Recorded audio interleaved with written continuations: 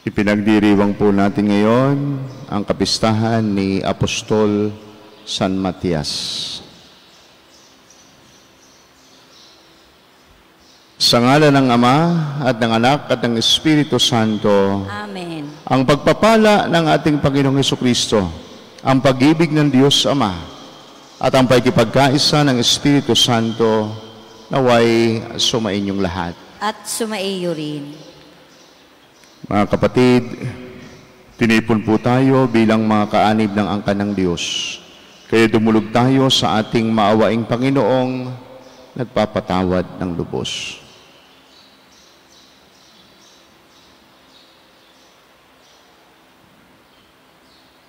Sinugong tagapagpagaling sa mga nagsisisi, Panginoon, kaawaan mo kami. Panginoon, kaawaan mo kami. Dumating na tagapaganyayang mga makasalanay magsisi, Kristo, kaawaan mo kami. Kristo, kaawaan mo kami. Nakaluklok ka sa kanan ng Diyos Ama para ipamagitan kami.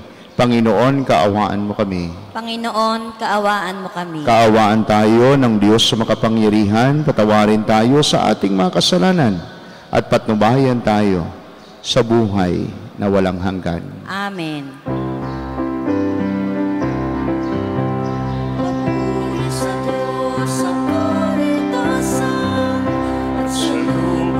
Kapayawan sa mga tao kinalulugan niya.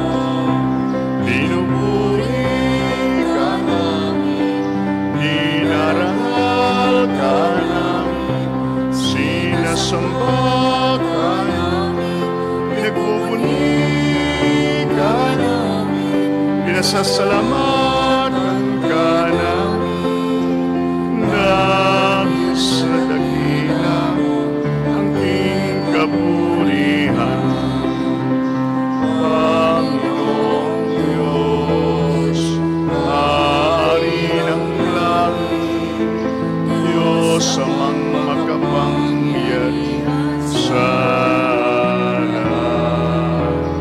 Panginoong Jesucristo, tong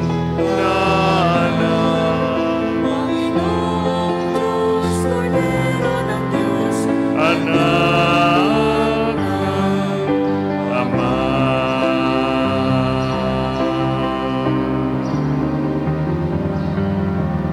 Ikaw na nag-alis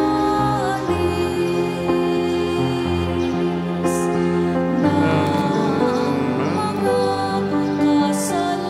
kasalanan ng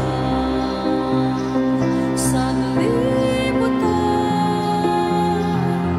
maawa ka sa amin. Ikaw na nag-alis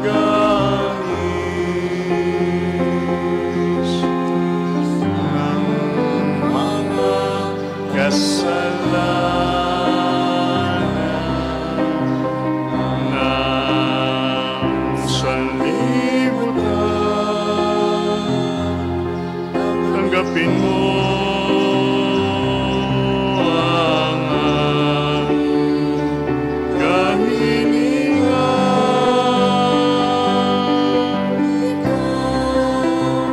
Na naluluklok sa kanan ng maawa ka sa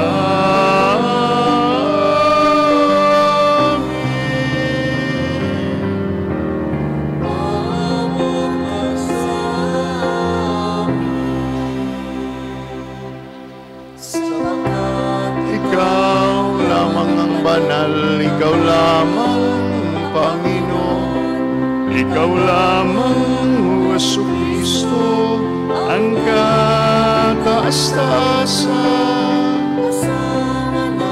Espiritu Santo, Sa kadakilaan ng Diyos Ama.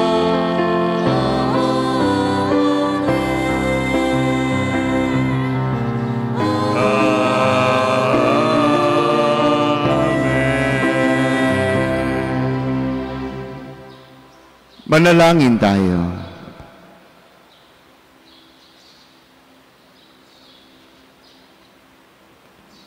Ama naming makapangyarihan, minabuti mong si San Matias ay mapabilang sa kalipunan ng mga apostol. Sa pagmamalasakit niya para sa amin, kami naway marapatin mong mapabilang sa iyong mga hinirang na nagkamit ng iyong pag-ibig bilang nabulot na kapalaran sa pamamagitan ni Jesucristo, kasama ng Espiritu Santo, Diyos magpasawalang hanggan. Amen.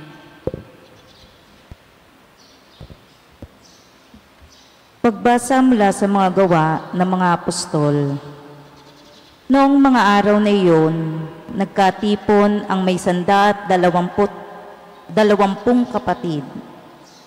Tumindig sa harapan nila si Pedro at nagsalita, "Mga kapatid, kailangang matupad ang nasasaad sa kasulatan na sinabi ng Espiritu Santo sa pamamagitan ni David tungkol kay Judas na nanguna sa mga dumakip kay Jesus.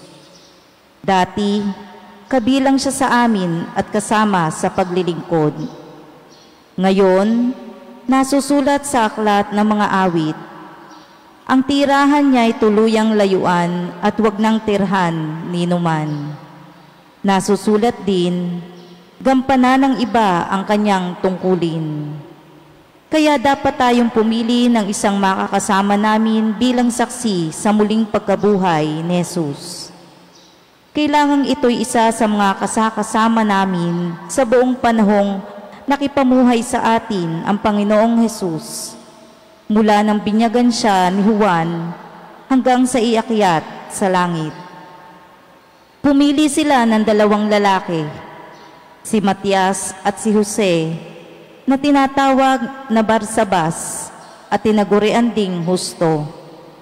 At sila'y nanalangin, "Panginoon, alam ninyo kung ano ang nasa puso ng lahat ng tao. Ipakilala po ninyo sa amin kung sino sa 2 ito ang iyong hinirang upang maging apostol na gaganap sa tungkuling tinalikdan ni Judas nang siya'y tumungo sa lugar na marapat sa kanya." Nagpalabunutan sila at si Matias ang nakuha. Siya ang nadagdag sa 11 apostol. Ang salita ng Diyos. Salamat sa Diyos. Salmong tugunan. Hinirang ng Diyos ay dinangal sa piling ng mga banal. Hinirang ng Diyos ay dinangal sa piling ng mga banal. Dapat na magpuri ang mga alipin. Ang ngalan ng poon ay dapat purihin. Ang kanyang pangalan ay papurihan, magmula ngayon, magpakailanman. Hinirang ng Diyos ay dinangal sa piling ng mga banal. Buhat sa silangan hanggang sa kanluran. Ang ngalan ng poon, pupurihing tunay. Siya'y naghahari sa lahat ng bansa, lampas pa sa langit ang pagkadakila. Hinirang ng Diyos ay dinangal sa piling ng mga banal. Walang makatulad ang Panginoong Diyos, na sa kalangitan doon naluklok. Buhat sa itaas siya'y tumutunghay, ang lupa at langit kanyang minamasdan. Hinirang ng Diyos ng dinangal sa piling ng mga banal. Mula sa alabok ang mga mahirap, sa pagkalugami ay itinataas. Sa mga prinsipe ay isinasama, nagiging prinsipe ang mga lingkod niya. Hinirang ng Diyos ay dinangal sa piling ng mga banal.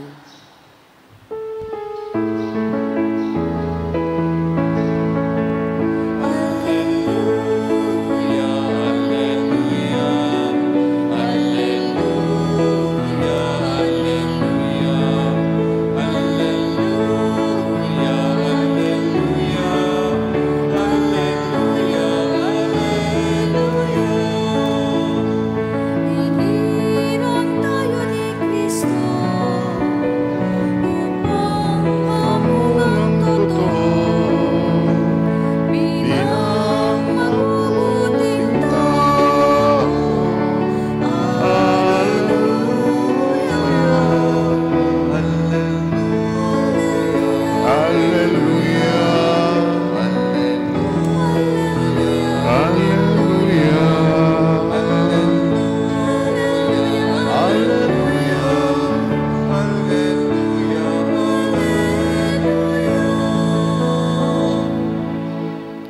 Sumainyo ang Panginoon. At sumaiyo rin. Ang pagpapahayag ng mabuting balita ng Panginoon ayon kay San Juan. Papuri sa iyo, Panginoon. Noong panahong iyon, sinabi ni Jesus sa kanyang mga alagad, kung paanong iniibig ako ng Ama, gayon din naman, iniibig ko kayo. Manatili kayo sa aking pag-ibig. Kung tinutupad ninyo ang aking mga utos, mananatili kayo sa aking pag-ibig. Tulad ko, tinutupad ko ang mga utos ng aking Ama, at ako'y nananatili sa kanyang pag-ibig. Sinabi ko sa inyo ang mga bagay na ito upang makahati kayo sa kagalakan ko at malubos ang inyong kagalakan. Ito ang aking utos. Mag-ibigan kayo, gaya ng pag-ibig ko sa inyo. Walang pag-ibig na hihigit pa sa pag-ibig ng isang taong nag-aalay ng kanyang buhay para sa kanyang mga kaibigan. Kayo'y mga kaibigan ko kung tinutupad ninyo ang mga utos ko. Hindi ko na kayo inaaring alipin sapagkat hindi alam ng alipin ang ginagawa ng kanyang Panginoon. Sa halip, inaari ko kayong mga kaibigan sapagkat sinabi ko sa inyo ang lahat ng narinig ko sa aking Ama. Hindi kayo ang pumili sa akin. Ako ang pumili at humirang sa inyo upang kayo'y humayo at mamunga at manatili ang inyong bunga. Sa gayon, ang anumang hingin ninyo sa Ama sa aking pangalan ay pagkakalob sa inyo. Ito ang iniuutos ko sa inyo. Mag-ibigan kayo.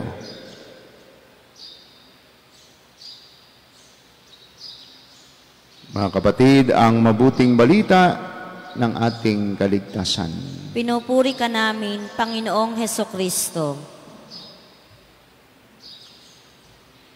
Magandang umaga po sa inyong lahat. Napakahalaga po ng araw na ito para sa akin. Hindi ko birthday kasi nakapula ako. Nung maordinahan po akong pari way back to May 1, 2005, meron pong tinatawag na kantamisa o yung Thanksgiving Mass kung saan ang iyong original parish. At ito pong date na ito ang aking pinili. Pero hindi yun ang aking unang misa. Naibahagi ko na noon nung death anniversary ng aking inay.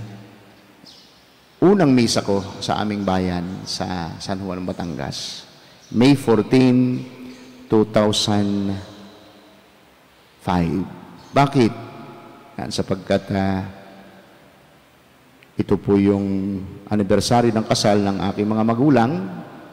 At siyempre, utang na loob po sa kanila, kung hindi dahil sa kanilang pagmamahalan, ay walang anak na magiging Father Roland.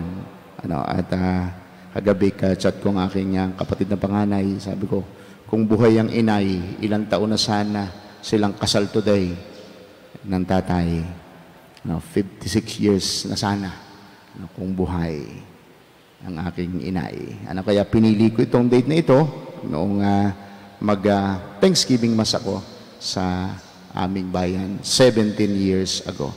Sa mga nagdiriwang po ng kanilang anniversary ng kasal, anniversary ng pagkapari, happy anniversary. Sa mga nagdiriwang ng kaarawan, happy birthday po sa inyo. Medyo hindi po nyo ko nakita ng ilang umaga, hindi po ko nagbakasyon, pero dahil sa sakit, umatake na naman ang aking alaga, aking alagang bakterya, amoeba. Kaya maaga, sabi ko, hindi mo na ako mimisa kasi may resetang iinumin. Kaya ngayon, advance ng 5 minutes. Bago magmisa, ininom ko na yung aking reseta. At isa rin po, tama-tama naman, na kapistahan ngayon ni San Matias, ang pinili na kapalit ni Judas. At alam naman natin ang istorya ng isa sa 12 alagad, Judas Iscariote, ang nagkanulo sa ating Panginoon. Sayang talaga yung pagkakataon na ibinigay kay Judas na mapabilang sa 12 apostoles dahil hindi niya naunawaan ang Panginoon at hindi niya tunay na nakita kung gaano siya pinagpala na makasama sa mga unang piniling alagad. At sa mabuting balita nga po, napahinggan natin na sinabi ng Panginoong Hesus, hindi ko na kayo itinuturing kong kayong mga kaibigan, hindi alipin. So, sayang yung pagkakataong iyon na ibinigay kay Judas. Ang 12 mga apostol ay pinili at tinawag ng Panginoong Hesus upang maging bahagi ng kanyang tinatawag na inner circle o mas maliit na grupo ng matatalik niyang kaibigan at mga kamanggagawa sa anhian ng Diyos.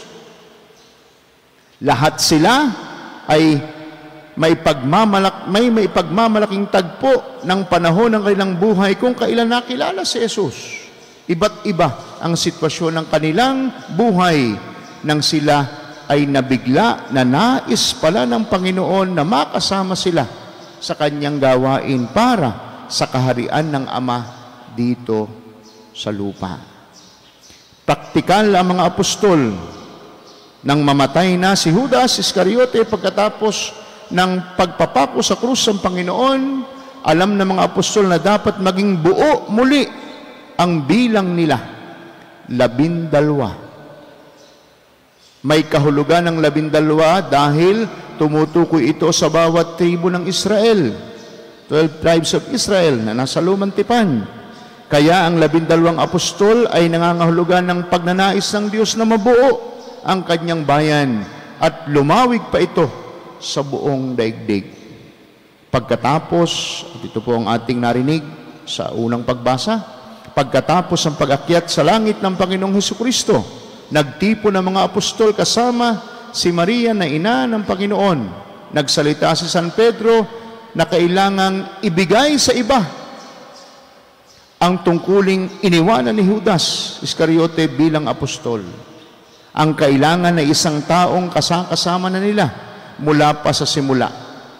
Ibig sabihin, isang taong tagasunod ng Panginoon ng may matagal na panahon mula sa pagbibinyag ni Juan hanggang sa araw na umakyat siya sa langit. At napakinggan natin, yan, 2 ang kandidatong napili. Pinagpilian ay sina Jose na tinatawag din Barsabas at ang isa ay si Matias. Bakit hindi kaya ganito na lang, palabunutan, para walang away, walang batuhan, walang masasamang salita na lumalabas sa bibig. Nagdasal ang lahat upang humingi ng gabay sa Panginoon sa gagawing pagpili. Pagkatapos magdasal ay nagpalabunutan sila. Yan, at sana nagdasal din tayo noon. Si Matias ang napili sa ginawang paghirang at naging bahagi na siya ng 12 apostol. Buo na naman ang grupo ng mga matatalik na kaibigan at katuwang ng Panginoon. Sinasabing nagpahayag si San Matias ng mabuting balita sa Palestine. Nagpunta din siya sa Cappadocia na ngayong panahon ay bahagi ng bansang Turkey at sa malapit sa lugar ng Caspian Sea, isang lake sa pagitan ng Europe at ng Asia. Tulad ng karamihan sa mga apostol, namatay siya bilang martir. Hindi tiyak kung siya'y binato hanggang mamatay o ipinako sa krus o pinugutan ng ulo. Iba't iba ang kwento ayon sa tradisyong naisalin sa ating panahon at maaring siya'y namatay noong taong 64 AD. Minsan, hindi natin inaasahan na bigla tayong bibigyan ng Diyos ng isang atas o responsibilidad. Sa mga ganitong pagkakataon, umaayon ba tayo o tumatanggi sa pananagutang ibinigay sa atin? At ano ang sikreto? Ano ang sikreto ng isang matagumpay na paglilingkod? Sa mabuting balita po, napakinggan natin anong hamon, anong sinabi ng Panginoong Hesus sa kanyang mga alagad, kung paanong iniibig ako ng Ama, gayon din naman iniibig ko kayo. Manatili kayo sa aking pag-ibig. At paano ang pananatiling ito sa pag-ibig ng Diyos? Kung tinutupad ninyo ang aking mga utos, mananatili kayo sa aking pag-ibig. Ito pala po yung sikreto ng isang matagumpay na paglilingkod. Tayo o bawat isa sa atin ay pinili, bawat isa sa atin ay may responsibilidad, may misyon na dapat gawin, at dito tayo hinahamon na mamunga. Binanggit din sa ating mabuting balita, hindi ko na kayo inaaring alipin sapagkat hindi alam ng alipin ang ginagawa ng kanyang Panginoon. Tayo ay itinuring ng Panginoong Hesus na kanyang mga kaibigan. At kung magkagayon, kung talagang kaibigan tayo ng Diyos, magiging matagumpay ang ating paglilingkod. Maraming pagkakataon sa banal na kasulatan na ginamit ng Panginoong Hesus ang salitang kaibigan. Malalim ang pakikipagkaibigan ni Hesus. Sabi nga po ng isang spiritual writer, the term servant stresses more the service, whereas friend underlines intimacy. At kung itinuturing nating tayo'y mga kaibigan ng Panginoong Hesus, ang pakikipagkaibigan natin kay Hesus ay hindi nananatili sa damdamin lamang. Ito'y humihingi ng pagkilos, at ang aksyong ito, ang pagkilos na ito, ay ang pagsunod sa utos ng Panginoon. Na dili iba't ang pag-ibig sa isa't isa. Ito ang iniuutos ko sa inyo, mag-ibigan kayo. At isang malinaw na larawan na tayo'y kaibigan ng Diyos, tayo'y nananatili sa Diyos, ay ang pagsusumikap natin na mahalin, irespeto, igalang ang ating kapwa. Hindi lamang sa loob ng ating mga tahanan, kundi maging sa labas ng ating mga tahanan. Pook gawaan, pook libangan. Manatili tayo sa Diyos. Ang Diyos ay nananatiling tapat sa atin. Hindi siya nagbabago. Ang kanyang pakikipagkaibigan at pagmamahal sa atin ay hindi weather lang, kundi ito'y hanggang wakas.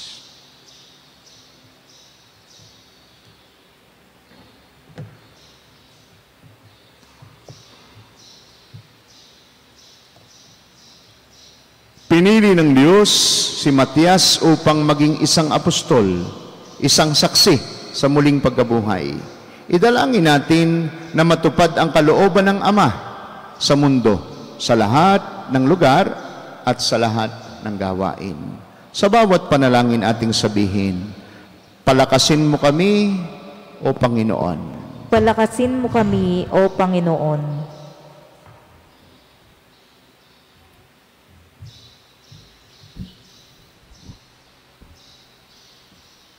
Ang Santo Papa at mga obispo, naway patnubayan ng espiritu ng karunungan, lalo na sa kanilang paglilingkod bilang mga pastol ng simbahan, manalangin tayo sa Panginoon. Palakasin mo kami, O Panginoon. Ang mga may kapangyarihan, naway maging masigasig sa pagtupad ng kanilang pangakong tutulong sa pagliligtas ng mga kaluluwa, manalangin tayo sa Panginoon. Palakasin mo kami, O Panginoon. Ang bukasyon ng pagpapari at pagiging relihiyoso sa ating pamayanan at pamilya, naway dumami, manalangin tayo sa Panginoon. Palakasin mo kami, O Panginoon.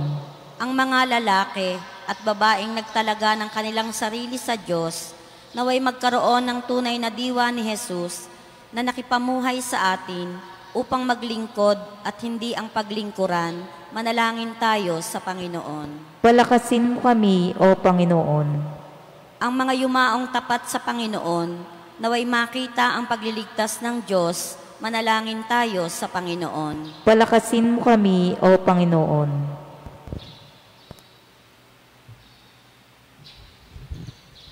Diyos naming makapangyarihan at mapagmahal, pinili kami ng iyong anak at nagbunga ito sa aming mga buhay. Ipagkaloob mo ang mga kahilingang inilalapit namin sa tulong ni San Matias sa pamamagitan ni Kristo na aming Panginoon at tagapagligtas. Amen.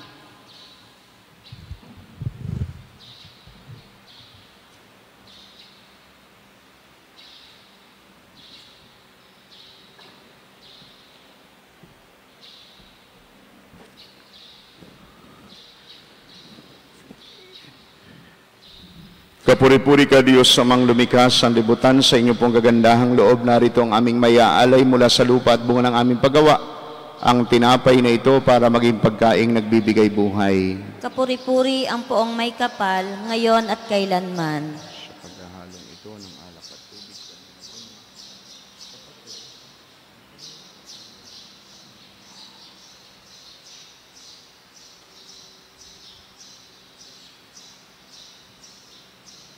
Kapuri-puri ka Diyos sa mang lumikas ang libutan. Sa inyo pong gagandahang loob, narito ang aming mayaalay mula sa katas ng ubas at bunga ng aming paggawa.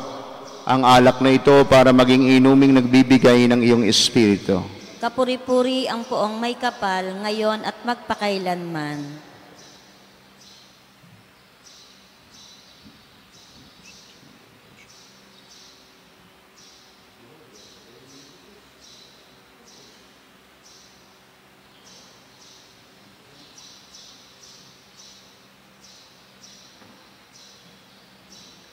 Manalangin kayo mga kapatid upang ang ating paghahain at ang ating mga panalangin ay kalugdan at pakinggan ng Diyos amang makapangyarihan.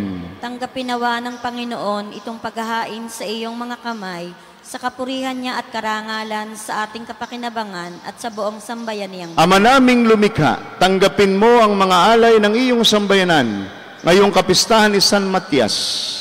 Pakundangan dito, pagtibayin mo kami sa iyong pag-ibig na makapangyarihan sa pamamagitan ng Jesucristo kasama ng Espiritu Santo magpasawalang hanggan. Amen.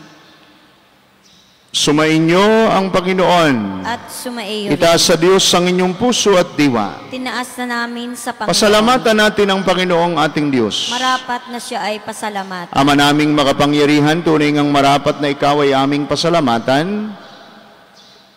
Ngayong si San Matias ay aming pinararangalan. Niloob mong ikaw ang pastol na laging pumapatnubay sa mga kabilang sa nililingap mong kawan. Ito ang ginanap na pananagutan ng giliw mong anak at pastol ng tanan. Ang mga pastol ay kanyang mga katuwang sa pagiging pastol na patnubay ng sambayanan. Kaya kaisa ng mga anghel nagsisiawit ng papuri sa iyo ng walang humpay sa kalangitan. Kami nagbubunyi sa iyong kadakilaan. Santo, Santo, Santong Panginoon, Diyos ng mga hukbo, napupuno ang langit at lupa ng kadakilaan mo. O sana sa kaitaasan, pinagpala ang naparirito sa ngalan ng Panginoon. O sana sa kaitaasan.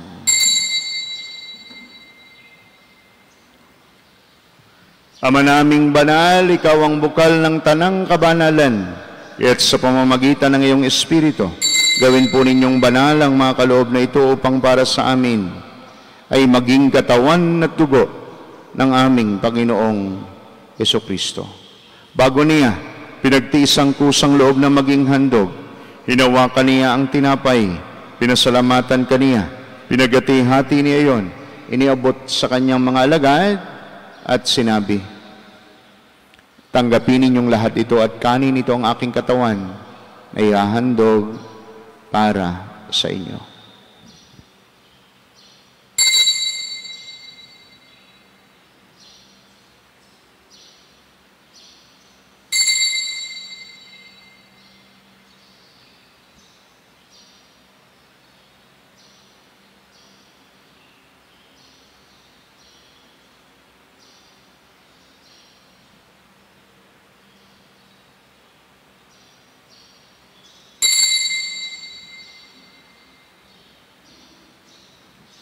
Gayun din naman nang matapos ang hapunan, hinawakan niya ang kalis, muli kaniyang pinasalamatan. Iniabot niya ang kalis sa kanyang mga alagad at sinabi, tanggapin ninyong lahat ito at inumin. Ito ang kalis ng aking dugo ng bago at walang hanggang tipan. Ang aking dugo na ibubuhos para sa inyo at para sa lahat sa ikapagpapatawad ng mga kasalanan. Gawin ninyo ito sa pag-alaala sa akin.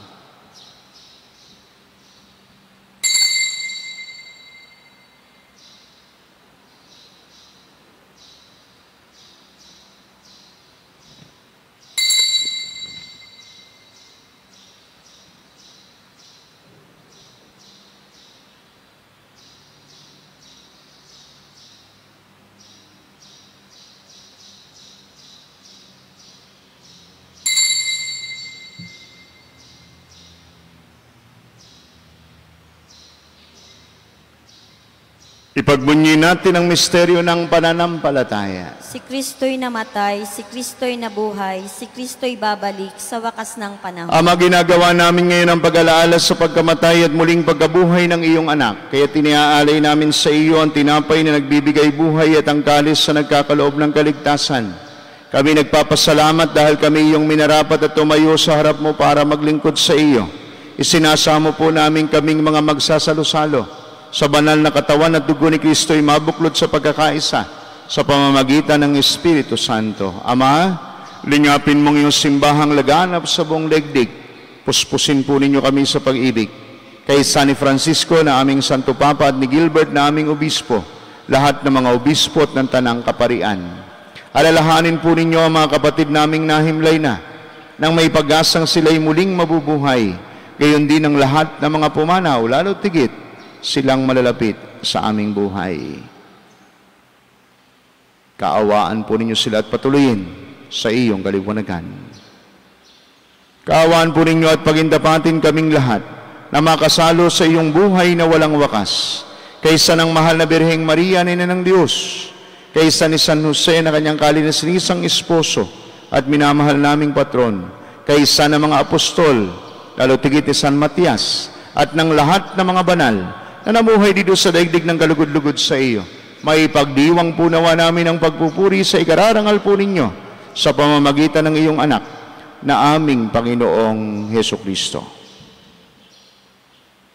Sa pamamagitan ni Kristo, kasama niya at sa Kanya, ang lahat ng parangal at papuri ay sa Diyos amang makapangyarihan, kasama ng Espiritu Santo magpasawalang hanggan.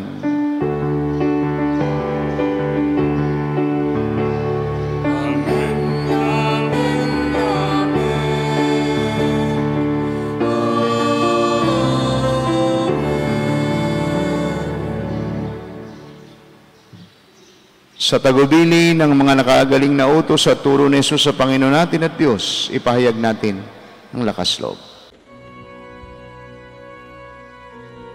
Ama namin, sumasalangit ka, sambahin ang ngalan mo, mapasa amin ang kaharian mo, sundin ang loob mo dito sa lupa para nang sa langit. Bigyan mo kami ngayon ang aming kakanin sa araw-araw. At patawarin mo kami sa aming mga sala para ng pagpapatawad namin sa nagkakasala sa amin. At huwag mo kaming ipahintulot sa tukso at iadya mo kami sa lahat ng masama. Inihiling po namin kami adya sa lahat ng masama, pagkalooban ng kapayapaan na araw-araw, iligtas sa kasalanan, at iliyo sa lahat ng kapahamakan, samantalang aming pinananabigan ang dakilang araw ng pagpapahayag ng tagapagligtas naming si Yesu Kristo. Sapagkat iyo ang kaharian at ang kapangyarihan at ang kapurihan magpakailanman. Amen. Panginoong Yesu Kristo, sinabi mo sa iyong mga apostol, kapayapaan ang iniiwan ko sa inyo, ang aking kapayapaan ang ibinibigay ko sa inyo.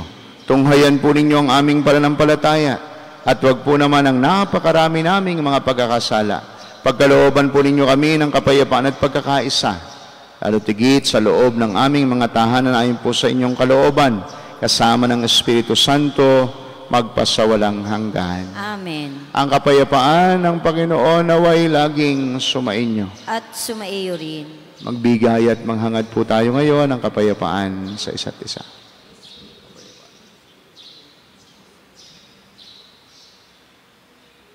Kordero ng Diyos, Nag-aalis ng mga kasalanan ng sanlibutan, maawa ka sa amin. Kordero ng Diyos na nag-aalis ng mga kasalanan ng sanlibutan, maawa ka sa amin. Kordero ng Diyos na nag-aalis ng mga kasalanan ng sanlibutan, ipagkaloob mo sa amin ang kapayapaan. narito si Jesus, ang Diyos ng awa at pag-ibig.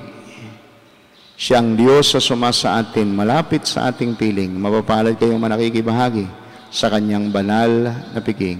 Panginoon, hindi ako karapat-dapat na magpatuloy sa iyo, ngunit sa isang salita mo lamang ay gagaling na ako. Ang katawan ni Kristo. Amen.